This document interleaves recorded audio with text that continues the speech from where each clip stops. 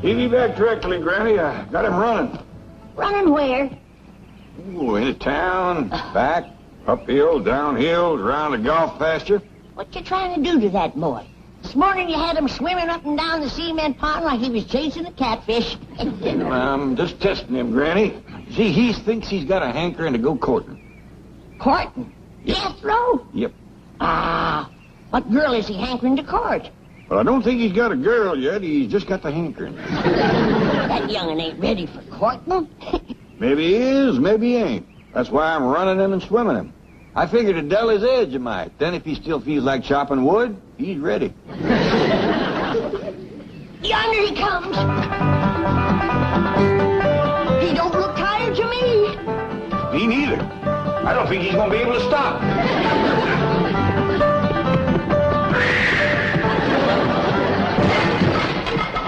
It could have been worse. He could have took out 5-10 foot of wall. I'm sorry I busted this fancy vase, but I reckon I got going too fast. Yeah, I reckon. How far did you run?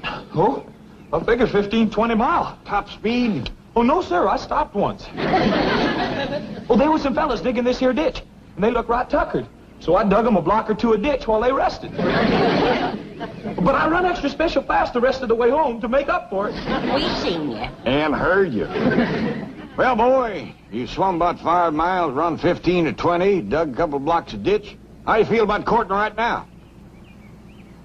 Uncle Jade, if they was a pretty girl on the other side of this house, I'd jump clean over it.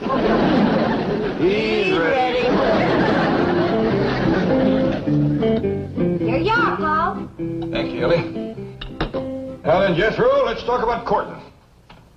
Well, I'm fixing to advise Jethro on courting. Yes, sir. I want to hear the advice, too. Well, advice to girls is liable to be a mite different than advice to boys.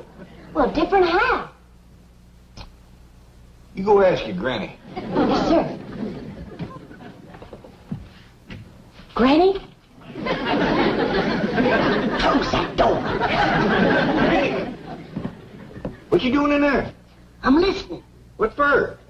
You ain't liable to hear anything you don't already know. I realize that. I'm just checking my memory. You women, folks, you have your talk someplace else. Jethro and me is fixing to talk man to man. Come on, Granny. Let's go talk outside, woman to woman. Then we'll go courting. Ellie Mae, courting's for boys. Girls just sit around and wait. Jed, you sure got your work cut out for you.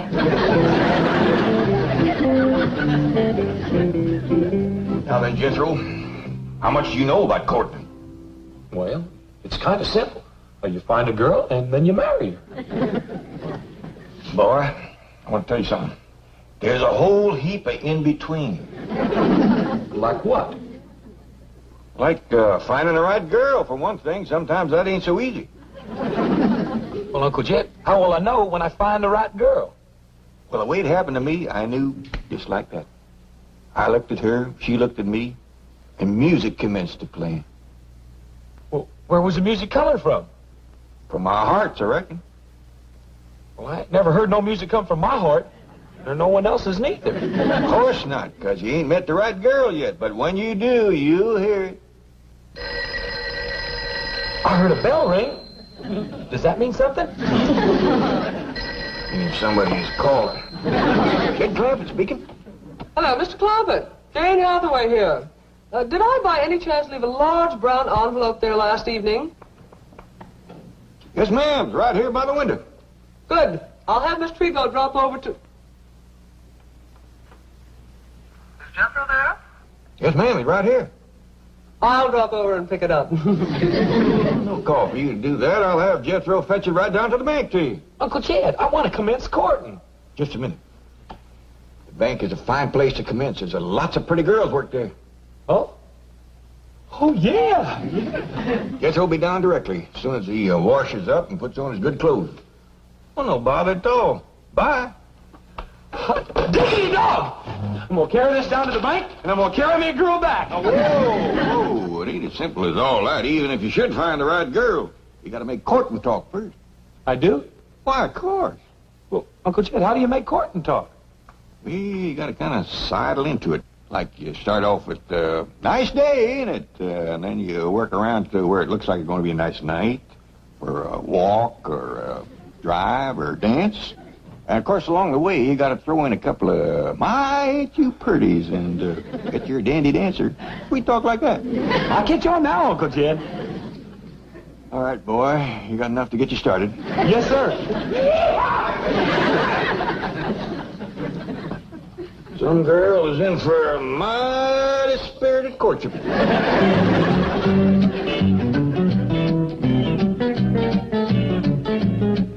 Oh, now then, type up a business expense voucher for last night's dinner conference. Food, $150. Beverage, $200. Entertainment, $15. Entertainment at a business dinner?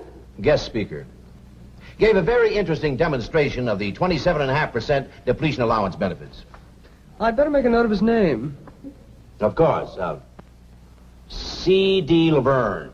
Laverne C.D. That's right. Now, take a letter to, Excuse me, I'm sorry, but there's a Chickadee Laverne who insists on seeing Mr. Drysdale. Chickadee? What? You tell old Chick I'll call him from the club. Call me nothing. You promised me cash on a barrelhead through the show I did last night. You are C.D. Laverne? Just call me Chickadee. That was a very interesting demonstration of depletion allowance benefits, Miss Laverne. Thank you. I do this dance where I take off everything except 27.5%.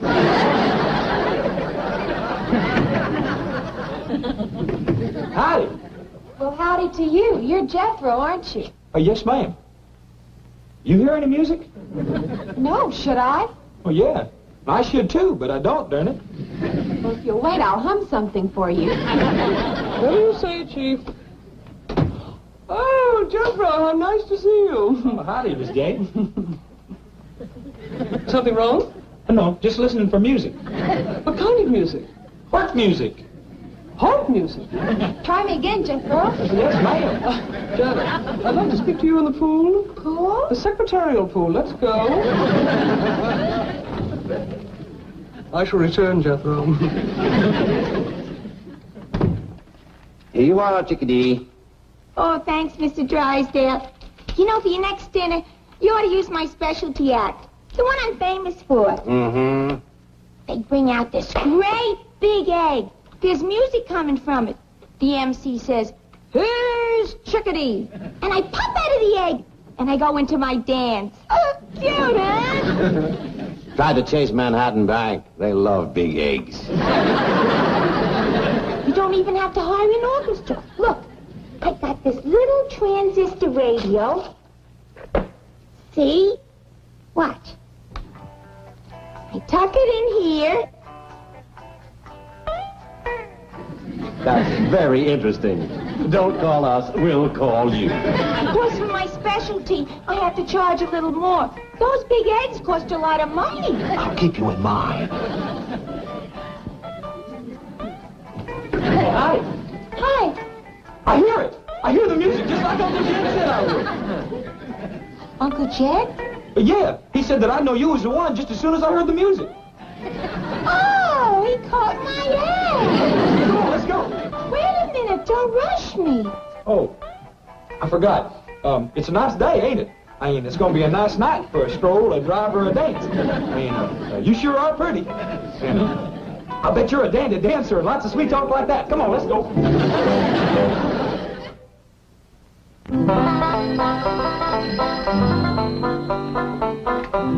Jed Clampett speaking. Oh, howdy, Miss Jane. Jethro get there all right? Yes, and he brought the envelope, but now he's disappeared. I can't find him anyplace. I see. Well, tell me, is the bank missing any girls? I mean, Jethro might have told her one off. Jethro? Oh, I hardly think that... Wait a minute. There is one possibility. A girl from the secretarial pool who... False alarm? No girls missing. Oh, that's too bad. Well, thank you, Miss Jane. Bye. What's too bad, Jed? Jethro didn't find him no girl down to the bank. I told you that young'un wasn't ready for courting. Yeah, maybe just as well. I was worried I hadn't given him a good enough talk first. With Jethro, it takes a little extra. That's a fact. The last I heard, he thought his ma found him under a cabbage leaf. Well, I'll finish cleaning my rifle, and when he comes back, I'll take him hunting. That'll give me a chance for a real man-to-man talk. Looks like Jethro done all right. Found herself a girl. From here, it looks like he found himself a girl and a half. Hey, kid, is this where your uncle lives? Oh, yeah, me too. He must be a millionaire. Well, he's got 35 or 40 million. Does that make him one? Does it ever? Tell me something. Why do you drive this, truck? Well, I already run to town and back once today. Huh? Ooh, that's a big one. Big strapping girl like that can sure help you with the housework, Granny. Housework, that girl can pull a plow. Let's go meet Uncle Sugar. Well, that's Uncle Jed. Yeah. Yeah!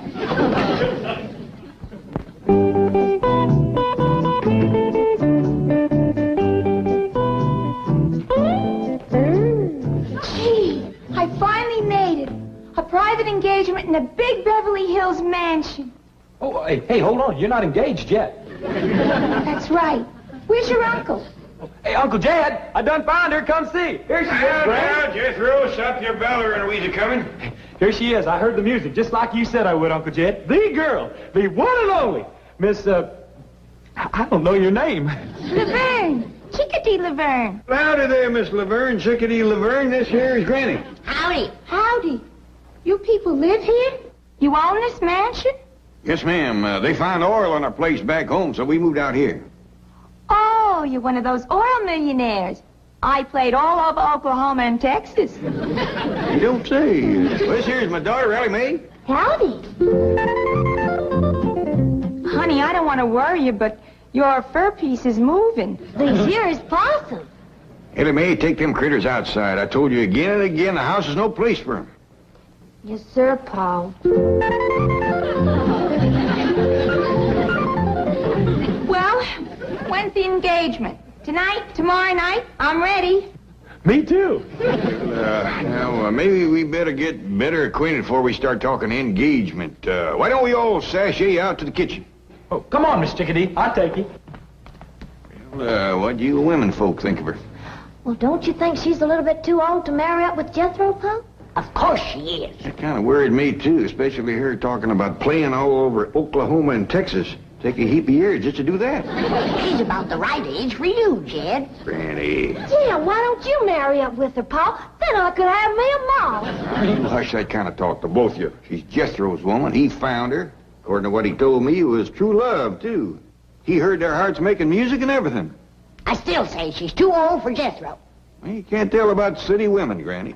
I've seen old ones that look young and young ones that look old. Well, I'll just go and ask her how old she is. Now, wait, Ellie. If we're going to find out Miss Chickadee's age, we got to do it in a kind of roundabout way. I don't want her embarrassed none. You leave it to me, Jed. Come on. What a kitchen. Oh, yes, ma'am. This here is my favorite room in the whole house, because this is where Granny keeps the victuals. Do you like to eat victuals? I don't know. I don't believe I've ever eaten any. Well, Miss Laverne, Chickadee Laverne, how are you and Jethro getting along? Oh, just call me Chickadee. I love this mansion. And this kitchen is the end. Oh, no, there's a lot more out back. Ain't that right, Granny? Speaking of that, how old are you? Granny, that ain't hardly what I'd call roundabout. Excuse her, ma'am. Oh, that's all right. By the way, I don't want to rush you, but I'm ready to work anytime. It's going to be a thrill working in this beautiful mansion. You hear that, Granny? Jethro, I'll say this for you. You didn't pick a lazy woman. Thank you. Maybe you better get better acquainted with Granny here, because she's the one you're going to be working with. You got to be kidding. Huh? I can do anything you can do, honey. Granny's little, but she's wiry. She moves around real good. Yeah, I know, but, couldn't I work with her? Oh, sure, if you'd rather. Well, I mean, she's younger and all. She's a heap younger than you. Granny. How old are you? Granny, how about you and Ellie Mae wamping up some victuals for Miss Chickadee, and I'll show her around the outside. Can I go along with you, Uncle Jed? No, Jethro, you finish eating. You're still a growing boy. You're kidding. Oh, can I come along and show her my critters? Well, we can do that later, Ellie Mae. Right now, Miss Chickadee and me got a little talking to do. Young'uns, you better clear out. Something tells me there's going to be fireworks any minute. I realize that Jethro looks like a full-grown man, but he's still kind of a boy. Yeah. He's cute, though. Well, I'm glad you feel that way. He's a fine young'un. Now, I'd like to know a little more about you, Miss Chickadee. Oh, you mean about my work? Yeah, everything. Just everything right from the start. Well, I got my start in burlesque, New York. Sounds like a nice place. About how long ago was that? You don't have to be exact. I'm just trying to get a notion. Oh, about 18, 19 years ago. Is that a fact? That's when I first broke out of the egg.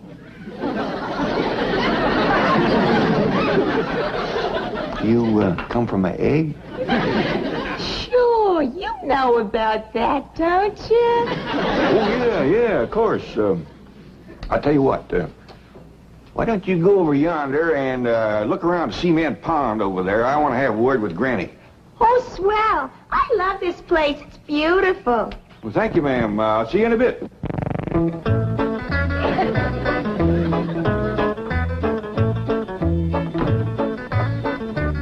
You know, Granny, maybe Miss Chickadee ain't the right woman for Jethro. Of course she ain't. He's too old for him.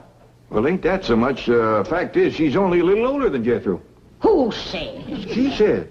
She told me she was born 18, 19 years ago in a town named of Burlesque, New York. Hogwash. She ain't no 18 or 19. Well, whether she is or whether she ain't, there is a bigger problem.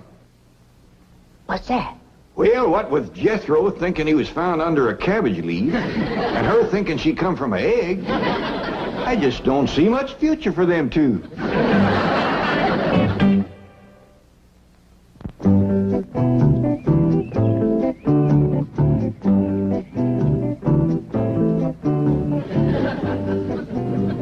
Sure do appreciate you showing me how to work with you, Miss Chickadee. Glad to do it, kid. Say, when you get your glove off, that's when we commence to work it? Yeah, that's when we really get started. Tell me something. Your dad's worth like 35, 40 million bucks, right? Why do you want to work? Oh, I don't mind. Besides, if I don't, Granny will want me. Yeah, I had an aunt like that. She shoved me out on the stage when I was 15. I never knew my mother. Me neither. You mean your father's a widower? Yes, ma'am. I was kind of hoping you'd marry up with you so as I could get me a mom. Really? I like you. And my critters like you, too. And when critters take a liking to folks, they's generally good and not mean or nothing. Yeah. Hey, you want me to show you what Elmer can do? Now watch him take this here grape out of my pocket.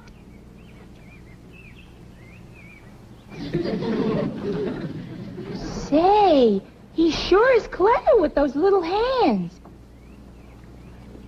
Could he untie a bow? Sure he could. Elmer, you and I may be working together. Duke, according to what I've been told, 1 year of your life is the same as 7 years with human folks. That ought to put you close to 100 years old.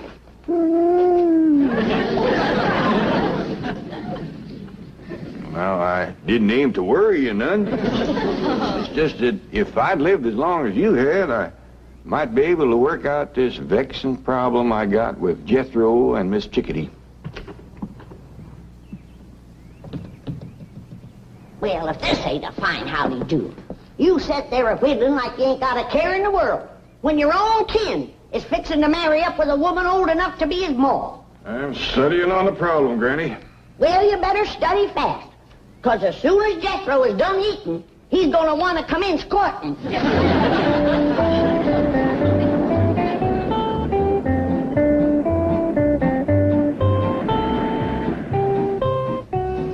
Howdy there, folks. Mr. Clampett. Granny. Mr. Clampett, I'm sorry to trouble you, but I need one more signature. No trouble at all. Not compared to the trouble we got with Jethro. Now, Granny. Well, hasn't he arrived home yet? Oh, of course. He's right out there in the kitchen now poking down the victuals. I shall pop in and pass the time of day with the handsome lad. Miss Jane would make a heap better match for Jethro than that old...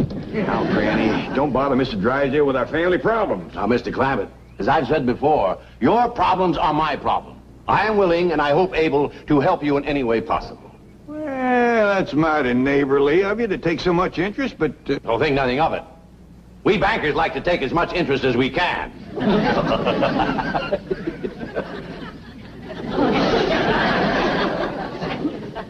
I was making a joke. Interest, banker. I suppose you might call that an inside joke. Oh, well, come on inside and tell it. We ain't got no time for jokes. Jethro is a-heading to the altar with the wrong woman. What's this? Now, Granny, Mr. Drysdale got a bank to run. Precisely why I'm interested in your problems. Now tell me more. Well, you see, Jethro is in love with this girl. Girl. Yeah, Miss Chickadee does look a mite old for her years. Did you say Chickadee? Yes, sir, Miss Laverne, Chickadee Laverne. Where did Jethro meet her? Down by your bank, I think. Mr. Clampett, that girl is a stripper. What's a stripper? Someone who takes off their clothes. What's wrong with that? But she takes them off every night.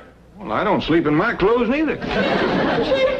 Sweet, innocent Jethro has run afoul of your Chickadee Laverne. Yes, I've been told. Mr. Clampett, believe me, this is not the right girl for Jethro. I told you so. Please, Mr. Clampett, let us get her away from here as quickly as possible. Well, I wouldn't want to hurt her feelings none. She's right friendly and a willing worker. Here she comes. Hold on, I reckon it's my duty to talk to her first. Miss Chickadee, about the wedding. Oh, that's going to have to wait, Uncle Sugar. I got this great new act that's going to make me the sensation of show business. Now, you watch.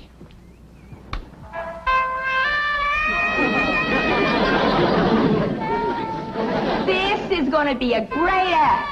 The MC gives me a big intro. I walk through the curtains with this raccoon. Right away, he starts unfastening my... Great act. Great act. Now, let's hurry down the bank, and I'll sign you up for the big convention next week. Hey, Uncle Jed, where's Mr. Drysdale taking my sweetie? Never mind, Jethro. But I found her. She's mine. I courted her and sweet talked her and all. Forget about her, Jethro. Go take yourself a swim.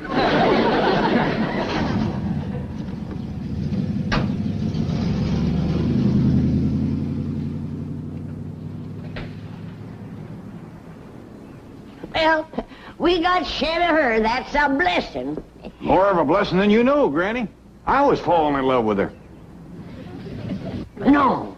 Yep. I looked at her, she looked at me, and music commenced to play. My age, too.